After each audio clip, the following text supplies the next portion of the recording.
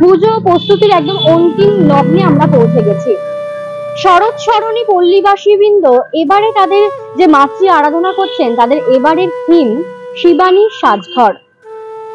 শিবানী মা, এই মা দুর্গার সাজঘরের মধ্যে দিয়ে তারা কি তুলে ধরছেন, চলুন কর্মকর্তা এবং শিল্পীর সাথে কথা বলে জেনে নিন। আমার নাম প্রসূন কুমার দাস। দাদা, এই যে আপনাদের এবছরের থিম শিবানীর সাজঘর, কি তুলে ধরছেন? শিবানীর সাজঘরের মধ্যে দিয়ে আমরা তুলে ধরছি অ্যাকচুয়ালি মহাদেব শিবের স্ত্রী, ওই জন্য শিবানীর সাজঘর এই অর্থে আমরা এই থিমের নাম রেখেছি।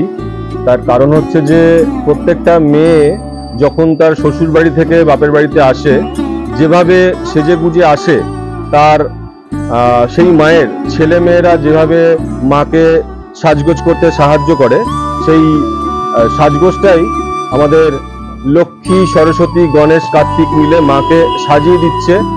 স্বর্গে থেকে মা মর্তে আসছেন, সেটাই আমরা এই মণ্ডপের মাধ্যমে এবারে তুলে ধরেছি। কততম বর্ষে পদার্পণ করলেন? এবারে আমাদের 21তম বর্ষ। কি বিশেষত্ব আপনাদের?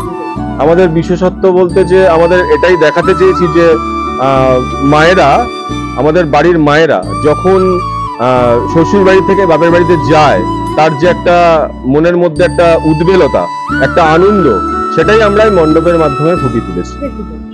দর্শকদের বলবো যে আপনারা আমাদের এই শরৎ সরণী কেষ্টপুর অঞ্চলে আমাদের এই প্রতিমা দর্শন করতে আসুন, এবং ছোট ছোট বাচ্চারা এই মণ্ডপে আসলে পরে খুব মজা পাবে, আনন্দ পাবে, এবং বড়দেরও ভীষণ ভালো লাগবে। সকলকে আমরা, আবাল বৃদ্ধ বনিতা, সকলকে আমরা আমাদের এই মণ্ডপে আসতে অনুরোধ করছি।